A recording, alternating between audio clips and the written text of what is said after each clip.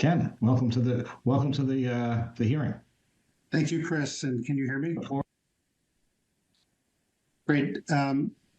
Patty, I had sent you, first of all, is there any way I could share my screen? No, you can't actually, Ken. Okay. As I said, this is just a review. Okay. It's not to go through because I looked at your screen and it's just a review for the attendees to just discuss about it. Your screen would be what you'll use at town meeting. Yeah, I understand. That's no problem. Okay. Okay. So this is an article that is sponsored by the Select Board and School Committee. The purpose is to take advantage of an opportunity that exists to put solar arrays, solar power systems in 7 locations in 5 different properties, and with quite a bit of positive net revenue for the town. The reason that we are proposing this at this time is that the financial incentives are very good right now, and some of them are either decreasing or going away entirely soon. The most important one is the federal investment tax credit. It's worth 25.5% of all solar project costs to the town. We're talking about almost $8 million in proposed projects. So we're looking at a $2 million rebate to the town from the federal government if we build all these projects. In addition to that, the town became a designated climate leader community under the Massachusetts Department of Energy Resources last year. So we are now also eligible for a $1 million climate leader decarbonization grant and this is an eligible project type. So between federal and state grants, tax rebates and grants, we'd be looking at $3 million back to the town, which we can use to pay down the debt that we incur to purchase and build these systems. In addition to that, we then would have the revenue of the state solar incentive program, which is between 17 and 22 cents per kilowatt hour.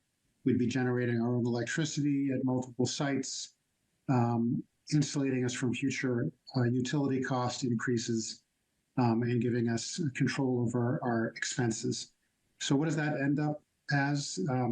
These numbers are going to be a little different from what you see in the motion book, because the motion book assumed that we did not use the $3 million in tax credits and grants to pay down debt.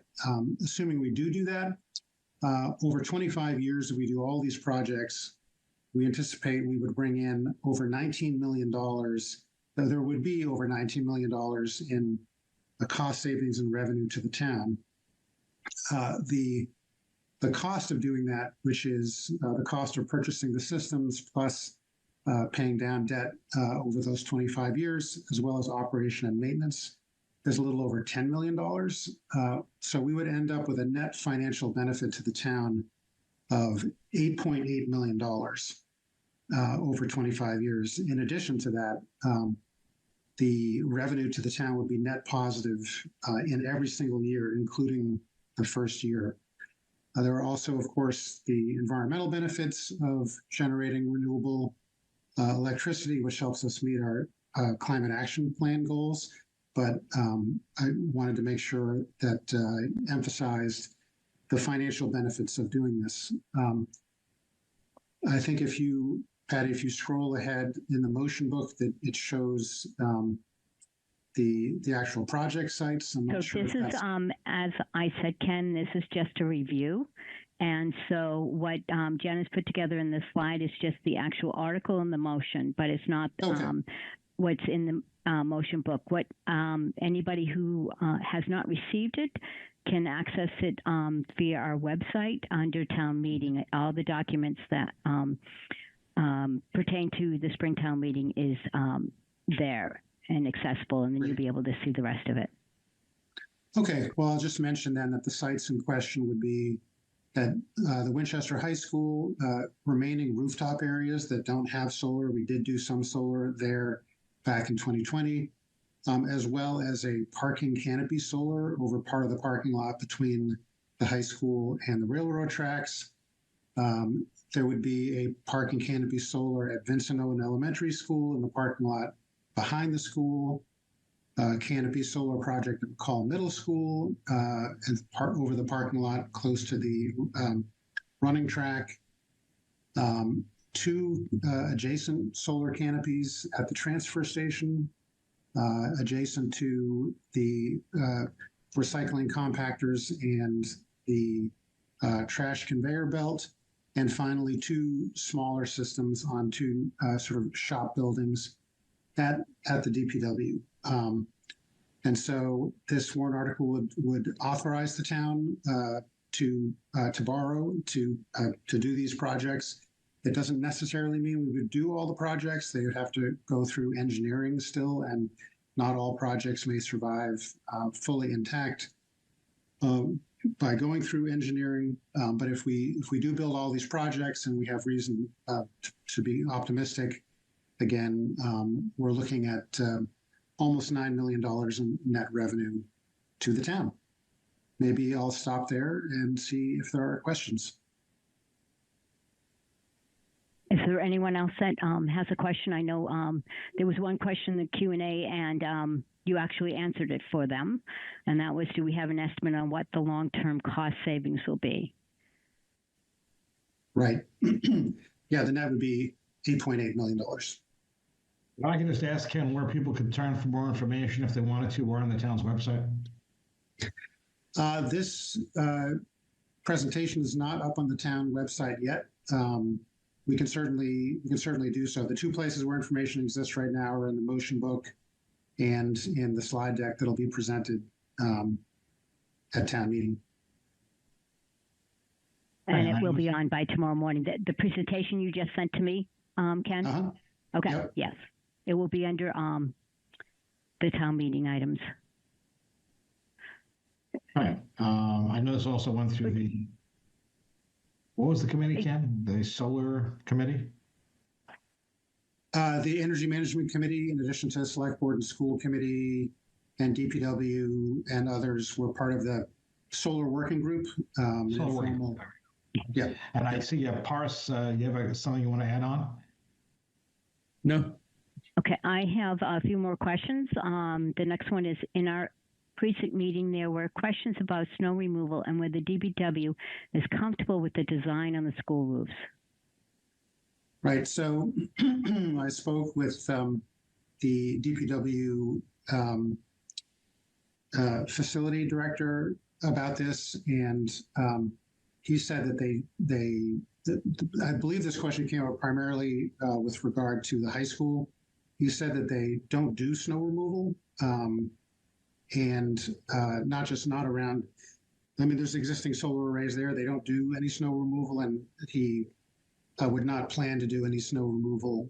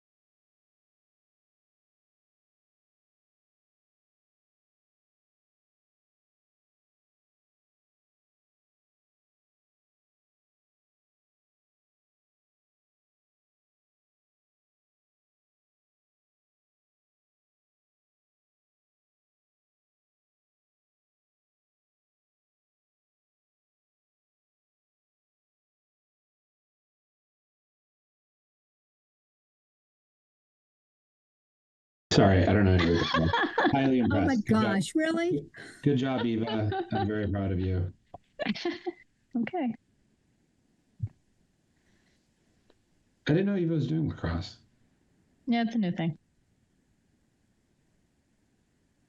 So everyone who is in the attendees, I am trying to promote those who are select board members, school committee members, and Yeah, and, you have Michelle.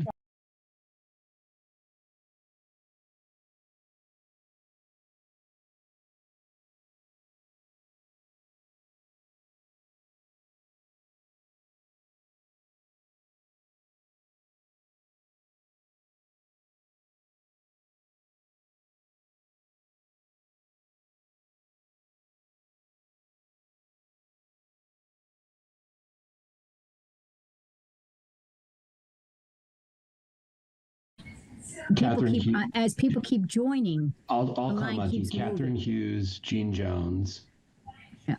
Gerard Sheehan, Yeah, I know Gerard, I know Jean. Rich Rohan. Karen Bolognese. Actually, you know what? Everyone who's supposed to be in as an attendee, could you please raise your hand? Then you'll stay at the top. More efficient that way. Okay, there you go. That was helpful. Chris Senior.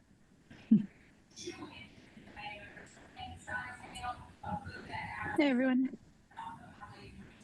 Hi, Anthea. Hello. Hello, everyone. Frank, did you? All right. Okay. Tim, can you raise your hand?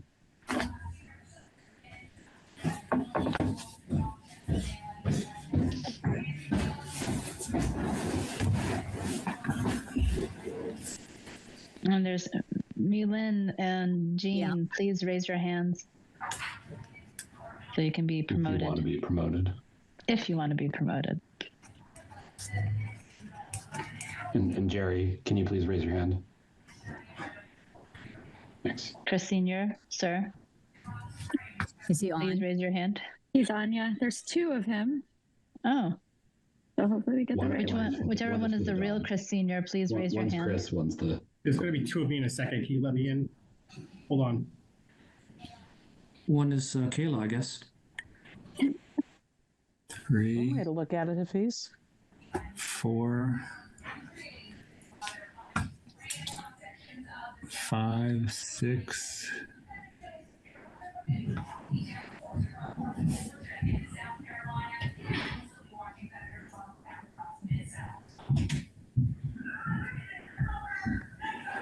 One, 2, 3, 4. No, never mind. Just one.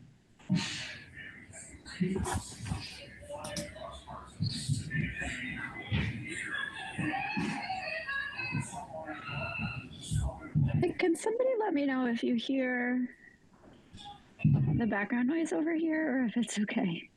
I hear background noise somewhere. It's fine, Anthony. it's not disturbing. I Okay. think we all might have some background noise. We all have some background. No, I have a absolutely. video game going in the back. I hadn't put myself on mute and while we were joining, and if it was like really, really loud, I was gonna drop it. Okay. So I see Anthea? the full select board. Is the full school committee on? We 1, 2, 3. Up. I think we are all here. Is Tom on? I'm just going to. Tom's here. Yes, Tom's here. Yes. All right, and then Derek, I'll defer to you. I'm sure you have a quorum, but if there's anyone else that you're waiting on joining, or that you see waiting to be Trying to figure out if I have a quorum. elevated. I may be short, so Oh, which is okay. 1, 2, 3, 4, 5. Oh, Andrew, can someone promote Andrew, please? Oh, yeah, I see him now. Derek, it looks like we have 8 FinCom. You do. Yeah, I don't count 8. Well, count in the panelists, not on the screen, because a lot of people are hiding. Oh, okay. All right, Jerry. Do it as a gallery on your camera.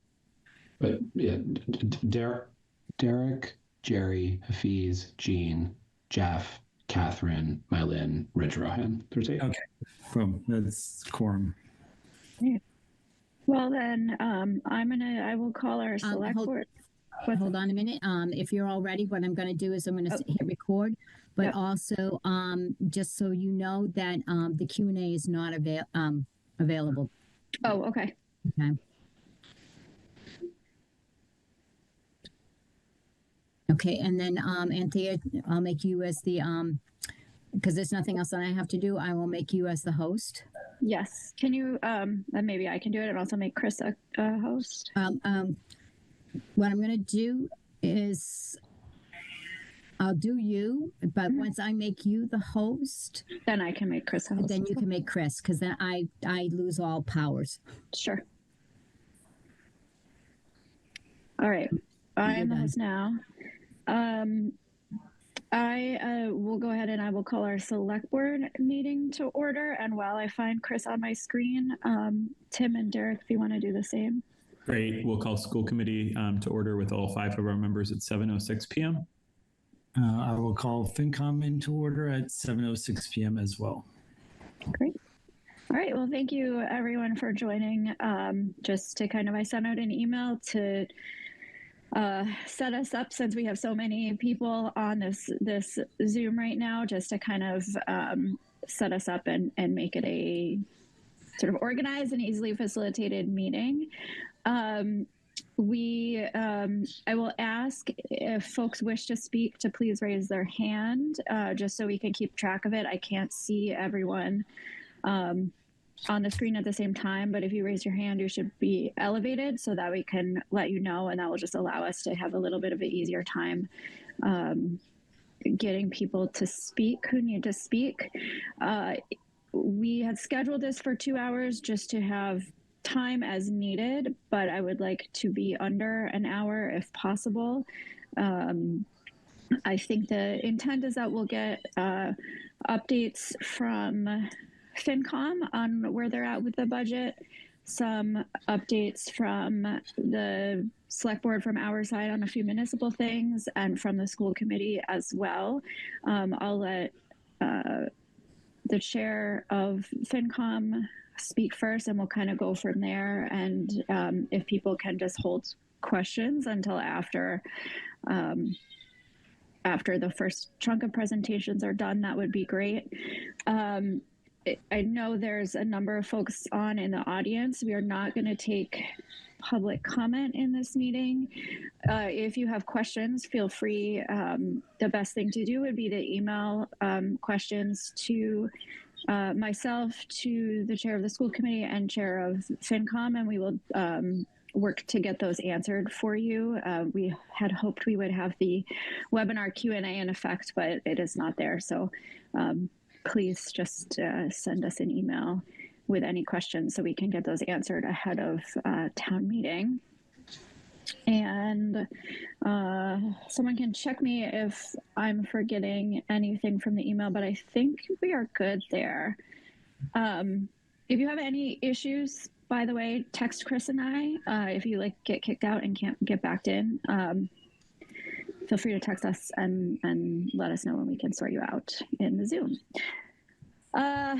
Okay, so with that set, thank you everyone for joining. We're going to kick off, allow Derek to kind of kick us off where FinCom is at. I believe there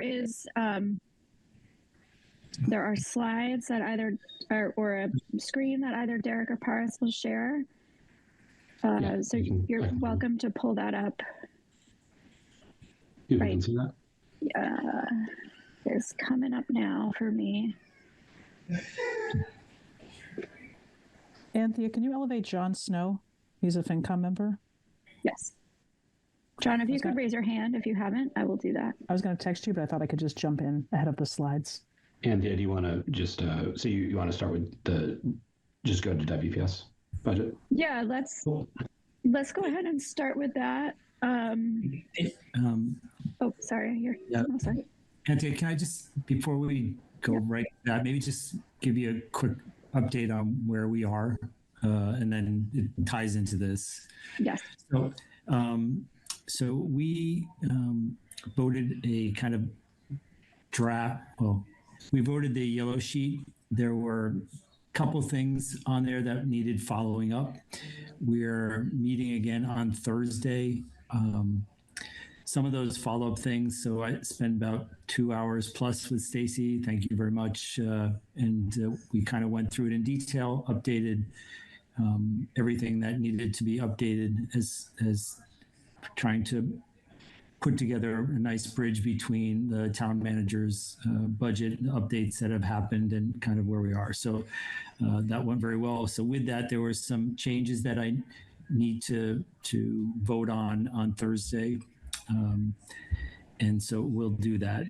Kind of also, Frank shared the kind of line item budget with me, and I distributed it to my folks. Also, it's online, so thanks, Frank, for providing that. A lot of our folks are kind of digesting that, but that's kind of where we are. And on Thursday, we'll reopen, like I said, several things to vote on and finalize the yellow sheet tomorrow. Okay. Paris, on to you. Derek.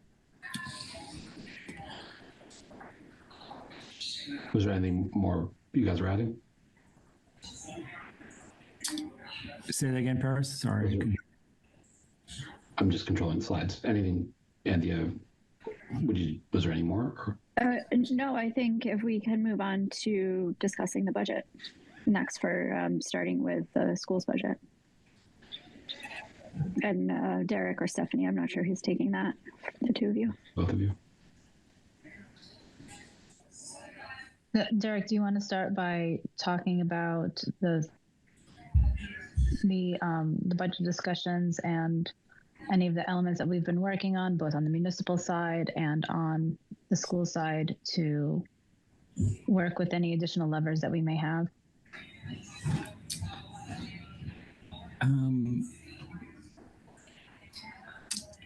Stephanie, I would just start with, we've been in discussions. The FinCom has voted, 3.8% growth, which is what's on here. The schools were at 5%.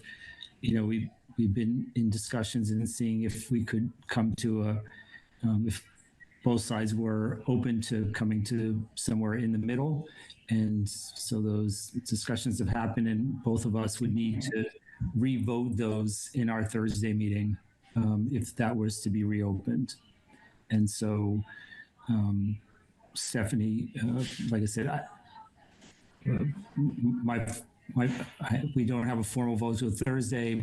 People are going through that as we speak, but that's kind of what I like to share at the moment.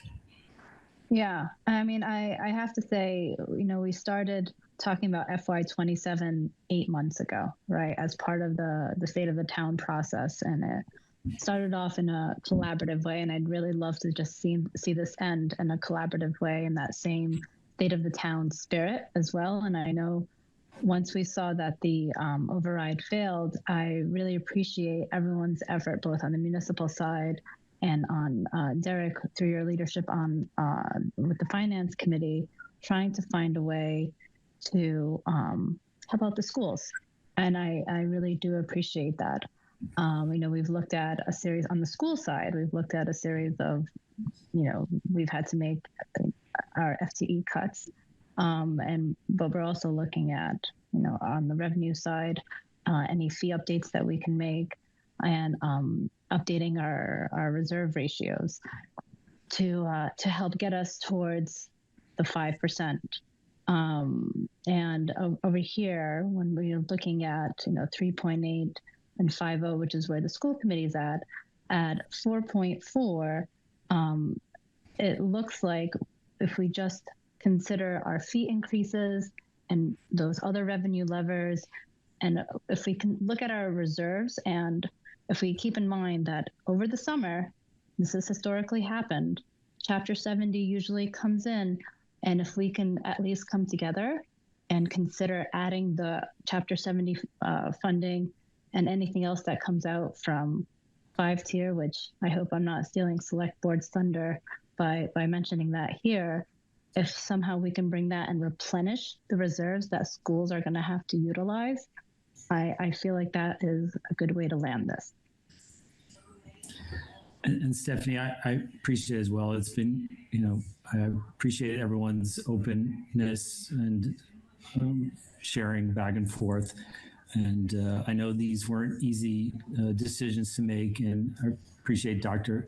Hackett, sharing that broadly with us a couple weeks ago. And like we said, I think we're hopefully pretty close to being able to maybe come to agreement, but I can't speak for my entire committee. Like I said, we need to have that discussion on Thursday and vote on that. So, but I appreciate all the information that you've shared, and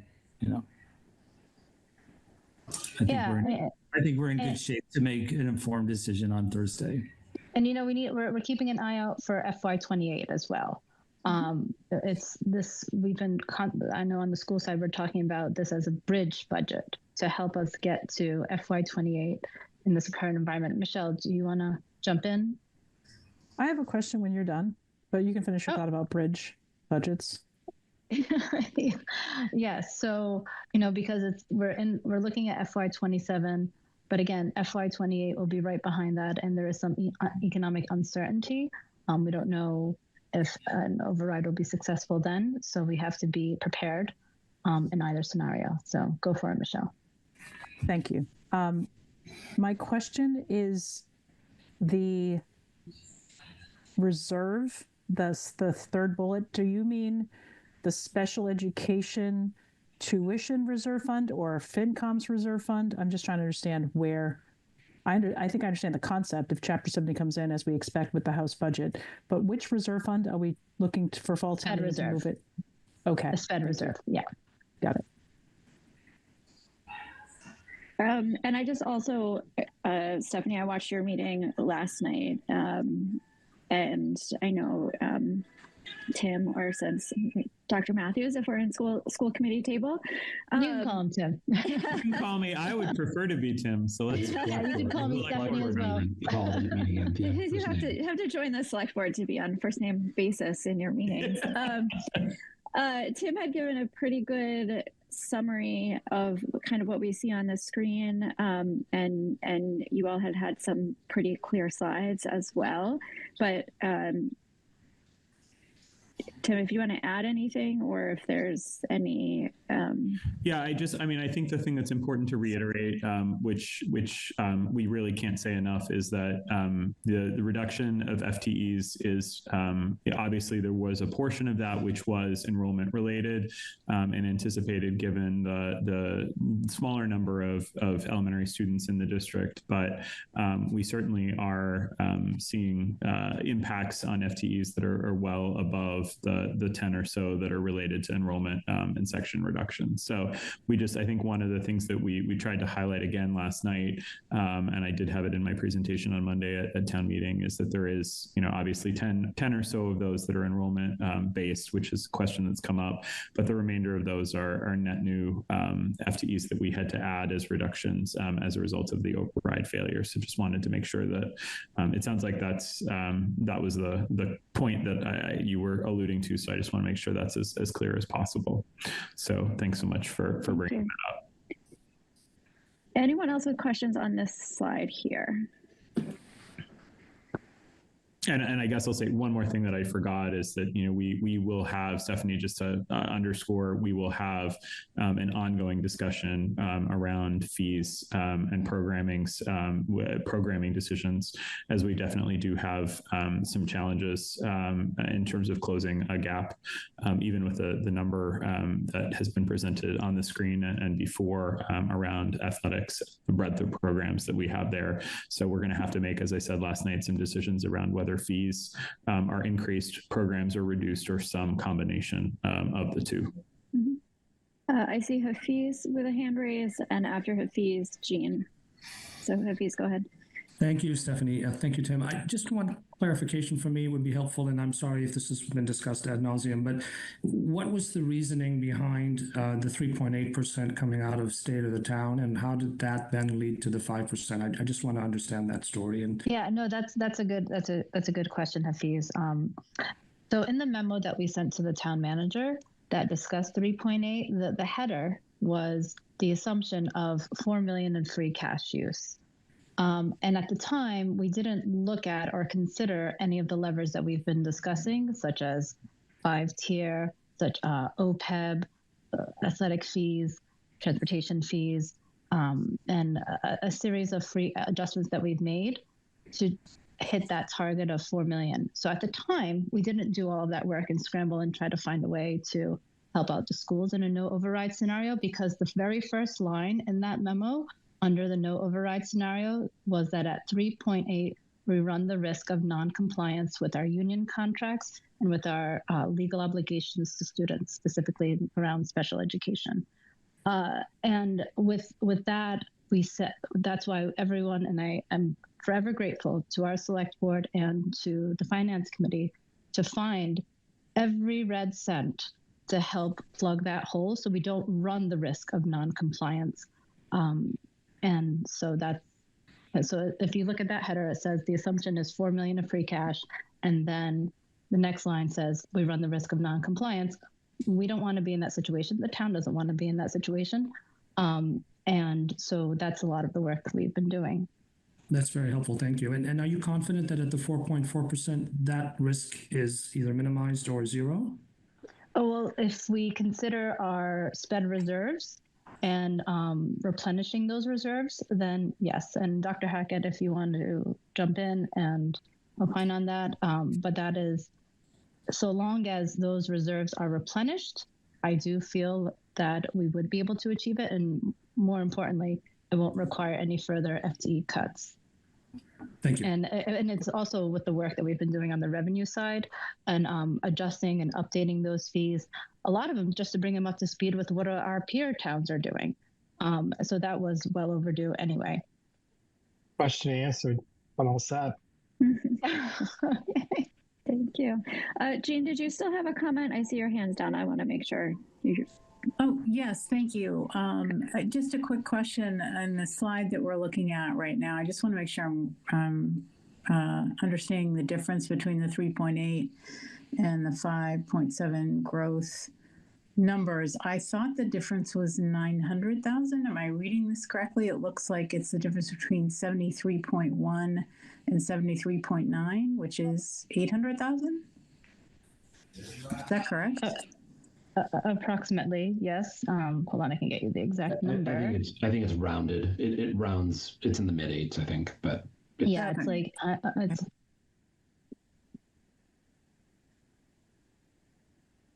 Are you pulling that up, Steph? Oh, do you want me to get the exact number? 1 second. Sorry. No. Do you want the exact? It's okay. Mid eights. Okay. Okay. Thank you. Yep. Okay. Jeff and then Catherine. Yep. Just wanted a couple questions back on the unspecified additions line. I know we spoke about that on April 16th. So FY26, 860,000 was appropriated, but 246,000 was spent. So asking for the transaction line items to substantiate the remaining 613,000. So the question is where that 613,000 went to the actual object codes. Dr. Hackett or Andrew, would you be able to weigh in on that? And you want to start in? Sure. Hi, good evening.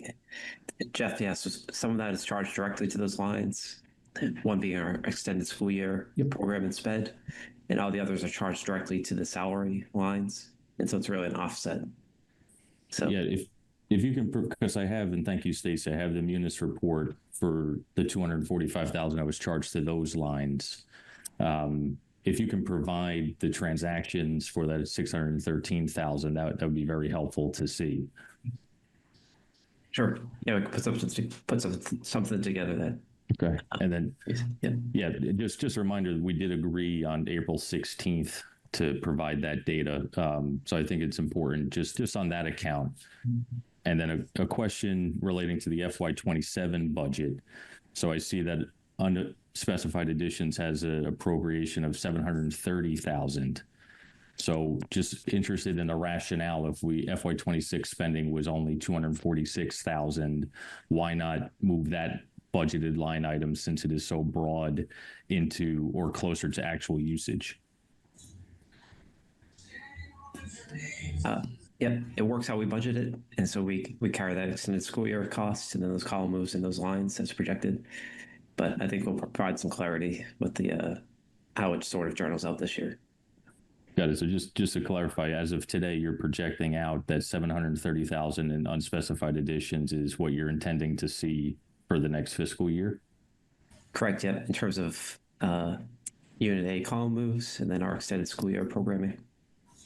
Okay, so if we get to, in the last question, I thank you for the FY27, that account is not spent. You intend to revert that back to the general fund? No, it's spent. So it will be spent? Yeah, which you say 26 or? No, I'm talking about 27. So the 730,000, if we're saying that's what we feel is appropriate for FY27, that if that's not spent at the $730,000, that the remaining will be reverted. I think maybe Dr. Hackett could weigh in on reversions. Yeah. But I mean, that's not what we're saying, Jeff. Okay. Yeah, I'm just getting at, and we, yeah. Yeah. Well, I think, yeah, yep.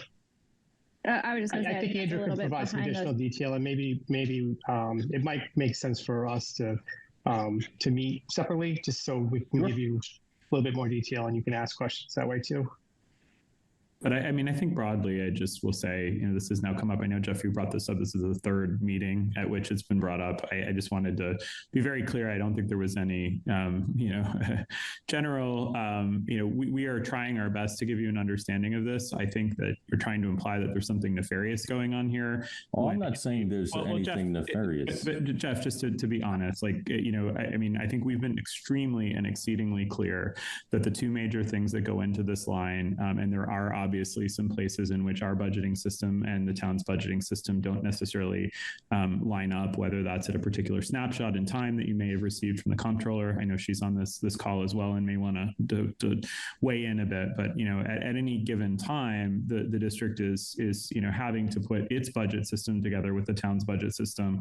And I think that Dr. Hackett and Mr. Marin have been exceedingly clear about what this is about, which is both the columns that our teachers have, as well as the fact that we have a summer program that needs to be handled in some way. Sure. Mr. Marin has been doing for a number of years. Chris, sorry, I hate to interrupt everyone. I think this one, let's table that for offline discussion. I do want to clarify that I'd never insinuated anything nefarious. And I think that is an allegation that I 100% push back on. I'd ask that people respect the select board chair who's moderating this meeting. Okay, I respect that. I need to clarify that. That's an item that I just cannot go without a response.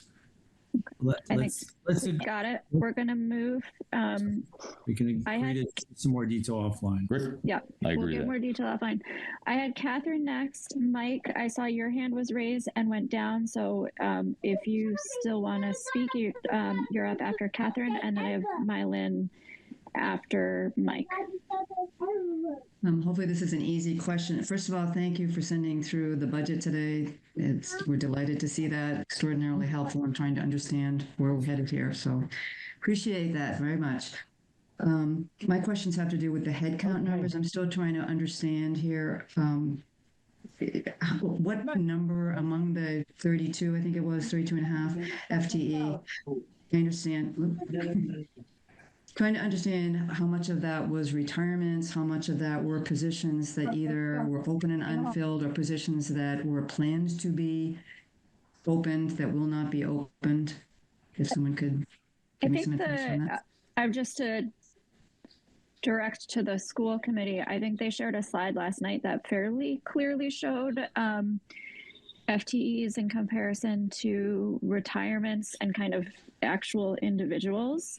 So if you haven't seen that, I think that would be helpful if that could be shared, and then identify if you have any follow-up questions to that. Pretty sure we were meeting at the same time you were having a hearing. Yes. We were having our hearing right while you were meeting. But yeah, that would be helpful if you could share that, because I know the numbers have been evolving. I believe it's been posted on the WPS website, but Catherine, I'll follow up with you and send you the deck. That'd be great. Thanks, Stephanie. Okay. And then Mike next. Thanks, Anthea. I just want to say thank you for everyone here and the collaboration involved with getting everybody on the same page. One thing that I know makes the schools a little nervous, makes me a little nervous, is when we're using circuit breaker like this. It's a good thing. I support it, certainly, but it's kind of an unknown, and there's some risk there, and I think that's why we're talking about putting some money into the SPED reserve fund, which I think is a good idea. It was what it was intended for. When we've had hiring freezes in the past, I think we did in 2020 or so, and we were in a similar situation. We increased the FinCom reserve fund. We can increase that substantially more than it is. I think we've been carrying 400 or so over the years, and a lot of times it fully reverts back because we don't need it. But if there is a need that goes beyond what we put in the SPED reserve or something that's unanticipated, I'm not asking for people to discuss it necessarily tonight, but it's just a suggestion overall that that would be a good place to park some money. And obviously it's not a group that tends to throw money around, so it's safe as well for the overall budget, but would be available. That's my only comment. And again, thank you for everybody and all the hard work by everyone putting this together. Thank you, Mike. I just want to jump in and say I just want to make sure that what we're talking about now is really productive to the conversations that FinCom need to have tomorrow around the budget, around where we're at. So if it's questions for, questions on the levers, things that the schools are going to, or questions towards our process. But I think we're getting a little too into the weeds with some of the questions that are being asked of the schools. Not that they're inappropriate, but might be a little bit in the weeds for kind of this broad meeting right now to, sort of set the stage for the budget across all of us. So Mylin, I'll go, actually, Paris had told me that he is unable to raise his hand because he's screen sharing. So Paris, if you... I think I was behind Mylin, but yes, I was. Okay, so Mylin, why don't you go? And then Paris and Michelle, I think I saw your hand as well, and you put it down. So I took it down. Okay. Following your let's not get in the weeds advice. Okay, thanks. I love to be in the weeds, but... Thank you. It's actually Mylin. Sorry, Okay. I'm very sensitive to that, so I apologize, Mylin. So thank you, yes, for the data. I think the tough part, and I understand we're trying not to get into the weeds, but I just want to clarify the tough part is that we got the detailed budget this morning. And there's like no time to ask questions. So not saying that my question is going to be in the details. I would hope to get some high level clarification.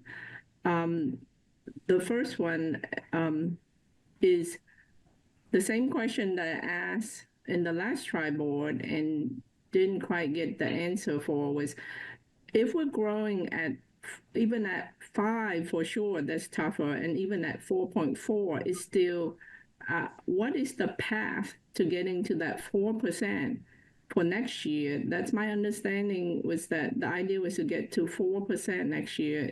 4.4 still, I can't see the path. Maybe that's already a path. Yeah, no, so what's your path?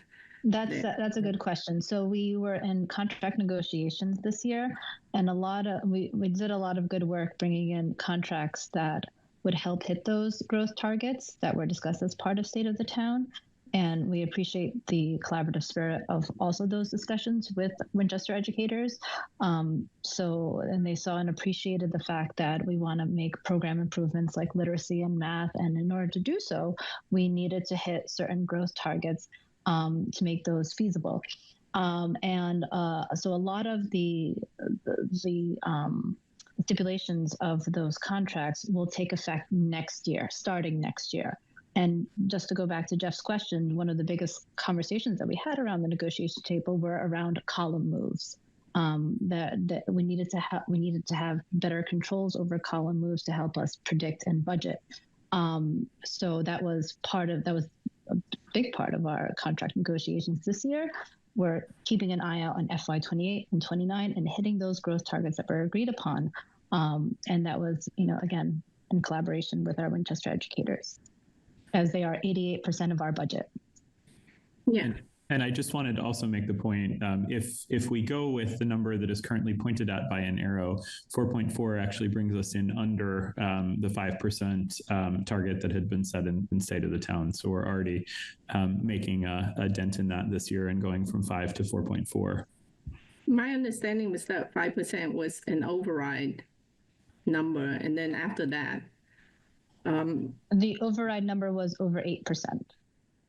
Yeah, so it was actually between 8 and 9%. Because it was the 5% was like the foundation, and then on top of it, we added a series of program improvements that we wanted to see, like tier 2, and we didn't want to raise athletic fees, so maintaining our current fees at their current level, and investments in math interventionists, and all of it that was listed as what we called essential needs at the time. It was about $2.3 million that was going to be layered on top of the 5%. That was the equation for our override scenario, and that was also detailed in the memo to the town manager. Yeah, so it had both it had both. Yeah. So there was no particular choice. It had both. It had all three actually. So thank you. So it sounds like it's gonna be in the salary side, and which is a perfect lead in to my other question. I'm trying to understand the personal services, which is the salary side. I see that there's a $2.6 million, and it's about 4.1% growth in that side. That's what the most recent budget that we got this morning, that's what it shows. And then what I don't understand is this 32 FTE reduction equates to 3.2 million, which was mentioned at the last tri-board meeting. If I add those two, that's a $5.8 million total, right? And we're looking at like almost 10% of the 62 last year. So can you detail, what happens with that $3.2 million reduction? Where does that money go? I see a $2.6 million add net, but underneath there is an underlying $3.2 million from the reduction. What happens with that? So that's a very good question. So when we closed out last spring, the town meeting voted on a budget of about $70 million for FY26, correct? That was our starting point. FY26, as it's unfolding in front of us, resulted in 9 ESPs that had to be hired to support IEPs. Transportation costs, unanticipated transportation costs that are outside of our control because we don't own buses, went up $500,000. There was about, and in addition, so that all added up to about $1.2 million in unbudgeted but legally required expenses that we had to support. And so we had to go to our reserves to get and pay for those services. And so therefore, we started at a point that was higher than $70 million. And then we had to, the override failed. We still have to keep those 9 ESPs. We still have to pay those transportation costs. So we had to carry them over into the FY27 budget and cut even further to support those additions. Does that make sense? And Andrew and Frank and Tim, please let me know if I'm speaking advanced Arabic, but and if that makes sense to everyone. You're making perfect sense to me. The only person that would be able to understand me is Anthea. So yeah, and that's a stretch. And I'll just ask if there's follow up to that, if that can come offline, and maybe Frank or Andrew can send but Milan, did that make sense, or does it? That makes sense. There's still a $2 million. If you're talking about 1.5 or so, there's about $2 million difference. If you can send us more details on that, because that makes sense. But it accounts for 1.5 versus the 3.2, right? So if you can send details, we're supposed to make a decision tomorrow. If we're making any changes to that 3.8 that we've already voted. So I just hope for more clarification. Thank you. Great. So I was going to ask Paris to bring us to the next slide. Jerry, I saw you had a late hand raise. Jerry's been waiting very patiently. Yeah. So Paris has brought us to the next slide so everyone else can kind of chew on that while Jerry asks his question, if that's okay with everyone. Yeah, not a question as much as a, well, I guess it is. The second part is a question. Number one, just thanks to the schools for what they provided us today. That line item detail is, I think, as Catherine said, extremely helpful. And I think it'll be very helpful going forward if we can continue to have this discussion in future years using a line item detail comparable to what we received today. And then I guess the request is that we've got to get this budget put to bed.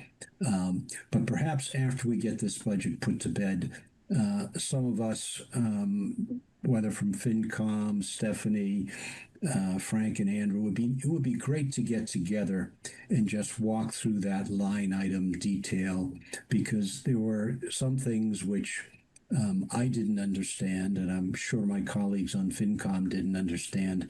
And it would be great just to spend a couple hours together asking those questions, so that next year when we come back to working on this budget for fiscal 28, we have a better understanding of some of these line items and how they play out.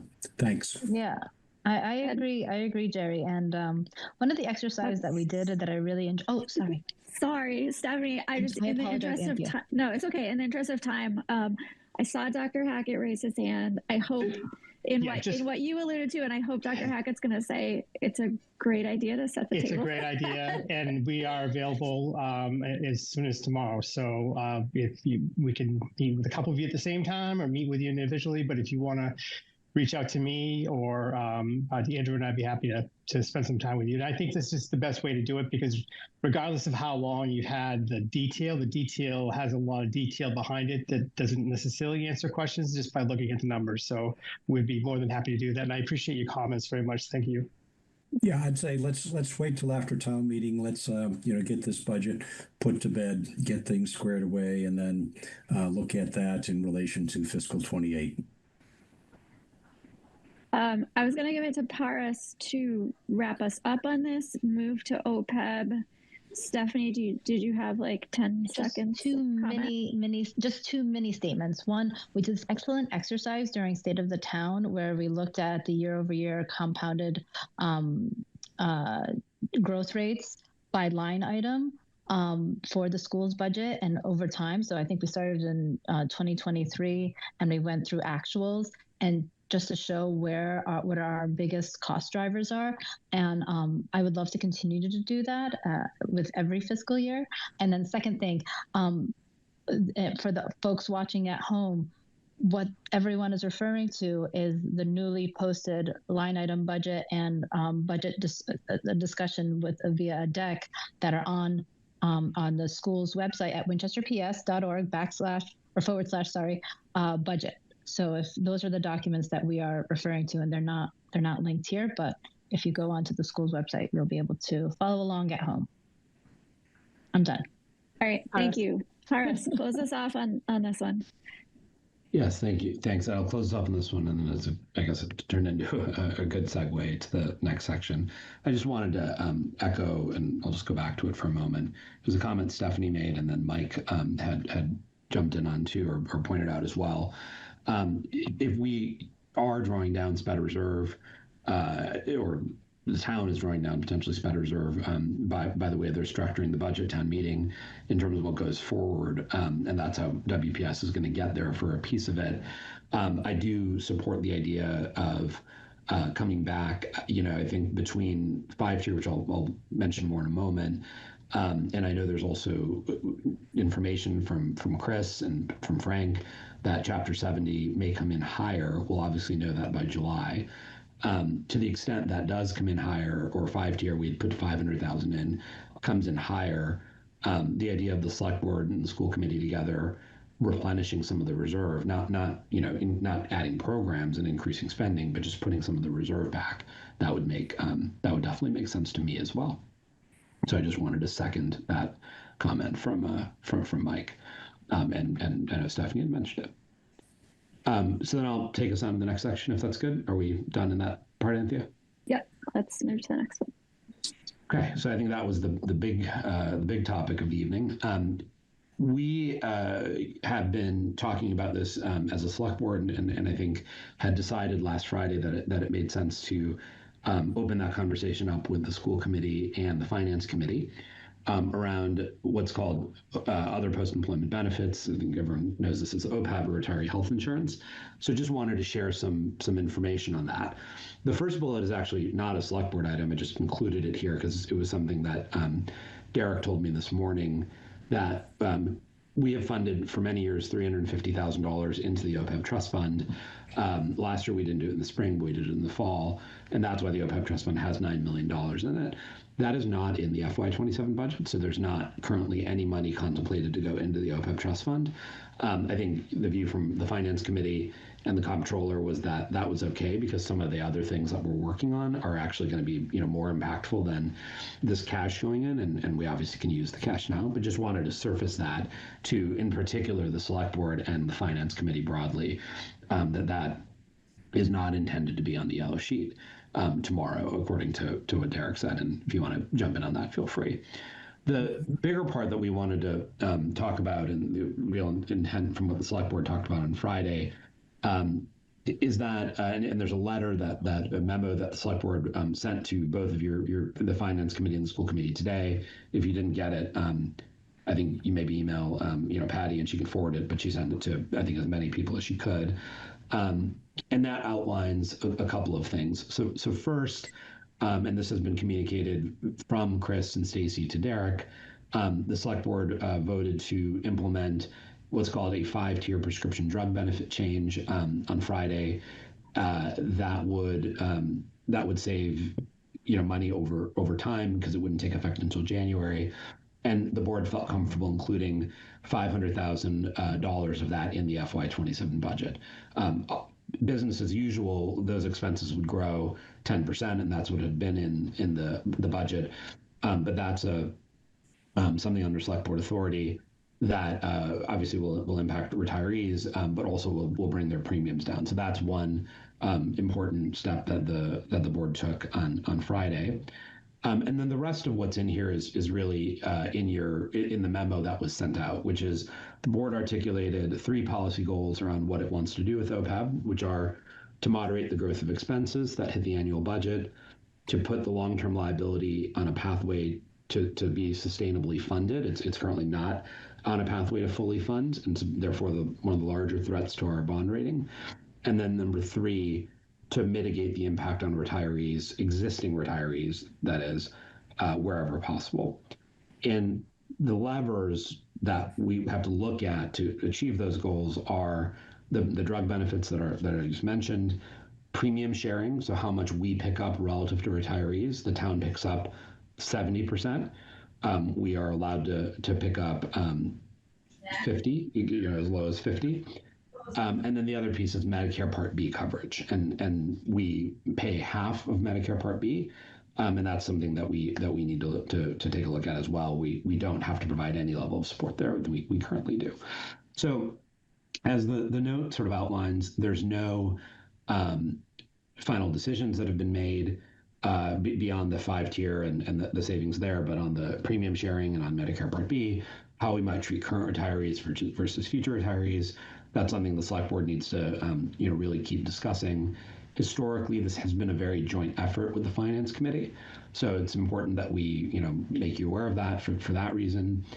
60+%, 65+% of the retirees are teachers, and that would continue to be, or WPS employees, and that would continue to be true as we go forward. So it's important the school committee obviously is aware of this. And then there is an entity called the Retiree Health Insurance Advisory Committee, which was created by town meeting. It is in the bylaws now. It has a number of different groups of people on it, including it's supposed to have a member of the school committee. It's supposed to have a member of the finance committee. Those are vacant currently. The member of the select board is filled. That's Michelle. Stacy is on it as well. But we would invite, and this is in that letter, your two bodies to fill those seats, because part of what we have to do here is to coordinate with that entity. And then there's moderator and other appointments as well that I think there's a desire to make. So this is mostly making people aware of what's going on. It's a really important driver of our long-term fiscal health, and the select board is starting an effort around looking at this. Thank you, Karis. Stacy, go ahead. I see your hand up. I just have one comment. I found out that there was no OPEB funding in the FY27 budget yesterday, so I'm not sure if that statement that FinCom and Comptroller came up with that. I just wanted to be clear. I'm not sure how I feel about that, but I do understand the path that we're heading to, so I just wanted to... I will let you take that up with Mr. Ross. I may have gotten you in trouble, Derek. Sorry. So to be clear, it was what was voted on by the FinCom. Stacy just helped me make sure that we... I just happened to subtract the number from the yellow sheet. So she made sure that we were properly aligned on our... Problem solved, Stacy. Thank you. Thanks, Stacy. We sent out a memo this morning. If you did not receive it, the chair of your board has it and can share it with you. One of my headphones just died. I'm just trying to figure out which one. So they have it and they can share it with you. So please ask for that if you haven't seen it. But if there are any, I don't see any other hands raised. So I'm going to assume that there's no specific questions on this right now. Can I ask actually a question? So this was told to me this morning that the 350 was removed. And it sounds like it did come more from FinCom. I would be interested in the reasoning for it.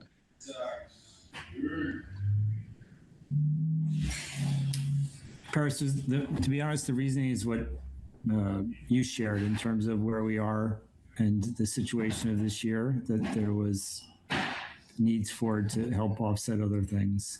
We increased the unemployment expenses to reflect a little more, I would say, less conservative expectation of what expenses we would incur for the reductions in Dr. Hackett's plan. Thank you.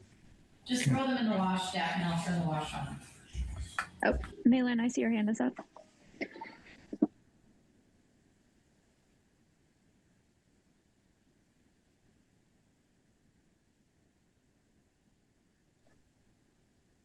You're on mute. We can't hear you. Sorry, thank you. I just want to clarify this FinCom vote, that it was not unanimous, and both former chairs, at least both former chairs, maybe one other person, said, don't do this because it's a long-term liability. So it is not a unanimous FinCom vote. I would just thank you, Malin, for that. Andy, just one final comment, if that's okay. Yeah, I would say, the creation of that trust fund was really a FinCom-driven initiative. One of our former chairs on the select board was the chair of the finance committee when that happened, and so I appreciate that comment, and I think the goal is appreciating taking 1 year off itself isn't a huge problem. We will fund the contributory pension next year, which will create an opportunity to then really start funding OPEB, but then marrying that with real real plan design and bending the curve and doing that in a sustainable way for retirees too, balancing those goals, is exactly what was done 15 years ago, 13 to 15 years ago, when it was a combination of set aside money, plan for the future, start to bend the curve. And I think that's a little bit of what we have in mind. There's lessons learned from last time too, in terms of trying to protect some folks already in the system. But I think broadly speaking, it makes sense to attack from both perspectives. Thanks, Paris. Michelle, go ahead. Yep. Thank you. I'll put my hand down now. One thing I just want to point out, Milan and Paris and all, last year, our former manager had taken the OPEB out. It had stayed out. We put it back in at fall town meeting. We also put in funding for a Lynch custodian. So Milan and others concerned about that vote, I'm concerned about that vote as well, to take it out of this year's budget. Similar to if Chapter 70 comes in and we want to go to SPED reserve, if there's some other good unrestricted government aid or potentially some additional revenue, we could look at replenishing that commitment to the long-term liability at fall town meeting. Select Board could work with you. FinCom could put that article on themselves. So there's another way to get that funded if this is where FinCom has landed. But that's what we did last fall. We replenished it in November. So that's also a choice we can make. Thank you. Thanks.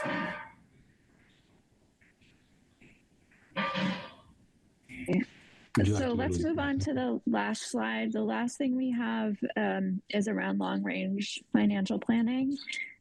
So this is a memo the Select Board discussed in a meeting, I think before April vacation, of just setting up a long-range planning process, starting a committee who would address some long-range financial plans, modeling that off of neighbors who have done the same over many years, and also having this meeting on a more regular basis, so that we are having an opportunity to have everyone in the same place at the same time, get on the same page with what we're doing. So that memo has been distributed through the chairs. So school committee and finance committee, that can be distributed to your boards, and we hope that both boards are on board, so to speak, with that plan. And the Select Board will discuss moving forward with setting up a long-range planning committee, putting that together, and what that membership would look like. So I think this is a great idea. I think, it's only going to be getting harder. So, we've talked about, hey, votes weren't unanimous. I can tell you that there is, I talked with Tim about this, everyone is going to be mildly to greaterly unhappy. It's just unfortunately where we are. And, as from an expectation setting, I think these ongoing dialogues are necessary to put together this budget. It has taken a lot of people to agree to do things that they don't necessarily totally want to do, but it's kind of where we are, and it's not unmanageable, but to your point, I think a committee like this and continuing the communication that we've been doing in the course of this year, I think is really needed, and I applaud that we're going to continue it. So my 2 cents. Thank you. I see Stephanie and then Tim. Yeah, just really quickly, I think that's exactly it, Derek. We don't always have to agree, but I would like us to always be talking to each other. And every year to be improving our budget process and the way we collaborate, because I think that's good government. That's what we owe the residents and town meeting. So thank you for saying that. Go for it, Tim. Yeah, I just wanted to say, Derek, thanks so much for the comments you made on the floor of town meeting on Monday. I think they were really important for folks to hear. Those of us that were part of the state of the town process, obviously it was many more hours, especially on Friday mornings, all throughout the summer than I think any of us wanted to spend. But the output of that process was that, when we hit the roadblock of the override not passing, even if the plans, on the school side, at least, that we had to operationalize were a lot more complicated in the sense that we had some pretty large efforts to undertake in terms of the HR processes around our union collective bargaining agreements in order to sort of understand what the real financial implications were when we started looking at FTE reductions. I think it made it a lot easier that those of us who lead the committees all know each other well from the state of the town process, and trust that each of us, though we may have different perspectives on different issues, are all trying to do what's best for the town and for the committees and the entities that we lead, both on the municipal and school side. So I was really grateful for those comments, and I think they were a perfect encapsulation of the positive direction we've all moved in over the past year in terms of the state of the town work, and now I think empowering a meeting like tonight to happen effectively. So thank you so much for that. And I also wanted to call out, because I think it's important, thank you to all of our staff supports. I know we've got a number of them on this call tonight, from Stacey Ward to Chris Senior to Frank Hackett to Andrew Marin, without whom those of us who were volunteers would not really be able to do our jobs. And so very grateful for their support and partnership as well. Great. Thank you, Tim. Paris, so you had your hand up. Thank you. So I'm delighted there is a strong agreement from the school committee and finance committee behind it. I think the select board similarly had pretty much the whole group, or literally the whole group, supportive of it too. I would highlight, I think folks have commented on what's sort of the third bullet of that middle section, which is annually having this group really get together to convert what is in our broader plan into that year's annual budget. I think that's critical, and I think this is a good example of that. I would also just say that whether it's a long-range planning committee or which is basically participation from these three entities and maybe CPC, or it's something that's driven by the town manager. I think having that multi-year plan is super important, and having a perspective on what do we expect growth to be on the municipal side, on the school side, on health insurance, in particular, the three largest cost items. Obviously, things change and things have to deviate from that, but having those growth assumptions, it guides so many policy choices as it relates to collective bargaining, as it relates to health insurance design, as it relates to post-employment, both retirement and health insurance benefits. And so having all three bodies agree on a common set of numbers and have an ability to have a somewhere between 3 and 5 year outlook, I think is really important. And then the annual process is turning that document into that year's budget. So to me, it's about both pieces, and I think putting that in place. And Michelle and I have researched this, have looked at a couple of communities that's in the memo that was sent out. I think Michelle's also looked at some others like Shrewsbury We've taken a look at some of the larger governments like Somerville. There's a lot of great examples out there of doing this well. And I think that my hope is that we can find a process and then agree on some common numbers. So every year, the annual budget is actually fairly straightforward. It's just tweaking around the edges rather than trying to reinvent the wheel from scratch. Thanks, Paris. Jeff, I see your hand is up. Before that, John Snow, I saw you came off mute, and I just want to make sure you weren't trying to raise a hand there. No, I'm all set. Sorry for the disruption. No worries. All right, Jeff, you're up next. No, I think it's a good idea. I think communication, even if it's difficult at times, is what's in the best interest of the general public and town meeting. I would just point out that whatever this process is has to match to the charter. The charter prescribes our annual budgeting process very clearly. So while I absolutely agree we need to communicate, the charter is the governing document for the annual budget process specifically. All right. Thanks, Jeff. Yep. We'll take a look, make sure that nothing is running afoul of that.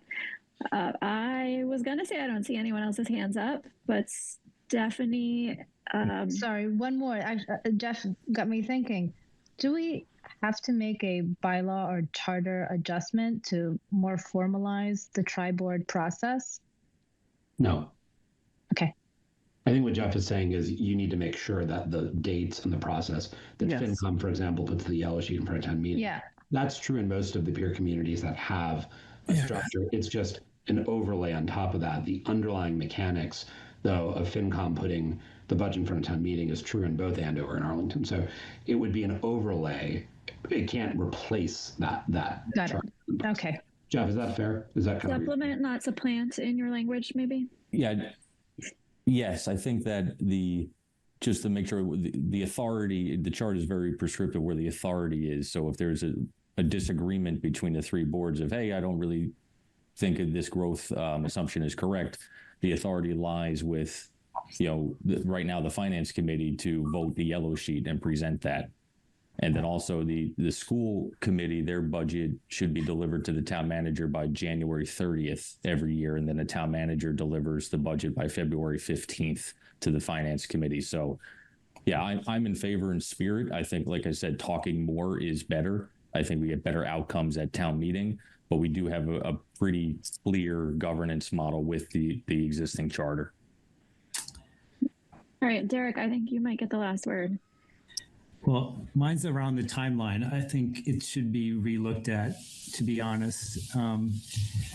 Personally, I think the efforts that have been spent the last couple of weeks to work together and come to a more aligned plan is at the expense of me having to put together a budget to present in the next couple of days. And so, I did that trying to come to a better outcome. And so I would love part of this also to look at those dates and to see if those are realistic with what, I know the schools had things that they needed to do and communicate changes. And so, we're not going to have these every year, but to be honest, being pigeonholed into some of these dates is I think difficult. So if we could add that to the scope, I think it would be beneficial. Yeah, it sounds like we certainly need to put into that long range plan just a little bit more discussion and thoughtfulness of how we're doing things. So we'll take that. That's a good point. Tim, hey Rose. Tim, you're up next. No, I just wanted to quickly. You're up too. I see your actual hand being raised. No, I just wanted to very strongly co-sign what Derek said. I think that the budget timeline is a challenge on the school side as well. We can put together the information to meet the letter of the law, but the reality is there's just so much that shifts, being essentially 18 months in advance, right? So it's hard to do that. And I will leave it at that since my nose is being pinched. That is the best way to get, told to stop talking on a call. We're going to hire her for our next meeting. Yeah, she'll keyboard on the next meeting. I having heard, almost entirely supportive comments on it, I would, Anthea, I'll just say it to you and to the select board. I would say that at our next proper meeting post-town meeting, if we want to put this forward and create kind of a small working group of FinCom school committee, obviously they'll contribute their own members, and a couple of us to try to flesh this out. I would really support that, so that maybe by the summer we can have a bit of a concept of how it would work, because obviously the 1-page or the 2-page memo that we talked about is a high level version, but to actually put some mechanics together and work with our staff to do that. So to me that would be a bit. Sign me up. Yeah, sounds great.